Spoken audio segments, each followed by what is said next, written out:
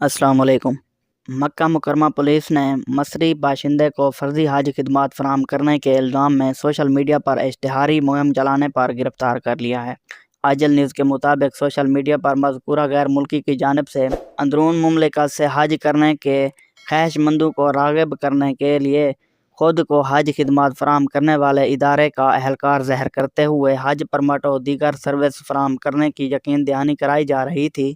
Police کے تفتیشی unit کی ٹیموں نے فرضی حج خدمات فراہم کرنے کے دعوے دار مصری باشندے کا سراغ لگا کر اسے حراست میں لے لیا۔ ملزم کے خلاف جعل سازی اور دھوکہ دہی کا مقدمہ درج کر کے کیس پراسیکیوشن کے حوالے کر دیا گیا، جہاں اس کے خلاف قانونی کارروائی مکمل کی جائے گی۔ واضح رہے رواں برس حج سیزن کا باقاعدہ آغاز 1 ذوالقعدہ 18 اپریل 2026 سے ہوگا۔ اس حوالے سے وزارت داخلہ کی جانب سے مکہ پرمٹ کی پابندی کا بھی اعلان کیا گیا، جس کے تحت کوئی بھی ایسا غیر ملکی جس کے پاس مکہ پرمٹ نہیں وہ مکہ مکرمہ میں داخل نہیں ہو سکتا۔ پابندی پر عمل درآمد 14 ذی الحجہ تک رہے گا۔ مکہ مکرمہ کے تمام داخلی راستوں پر چیک پوسٹوں کو فعال کر دیا گیا ہے، جبکہ اضافی چیک پوسٹیں بھی قائم کی گئی ہیں۔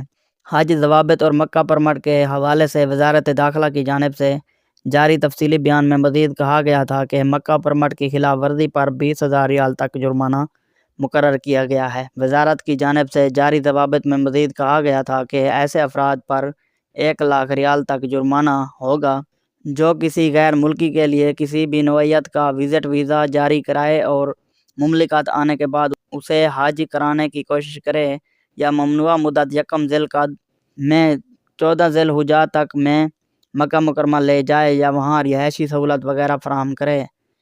بیان میں مزید کہا گیا تھا کہ مملکت میں مقیم غیر ملکی جو غیر قانونی طریقے سے پرمٹ کے بغیر حج کرنے کی کوشش کرتے ہوئے حراست میں لیے جائیں گے، انہیں ملک بدر کر کے 10 برس کے لیے بلیک لسٹ کر دیا جائے گا۔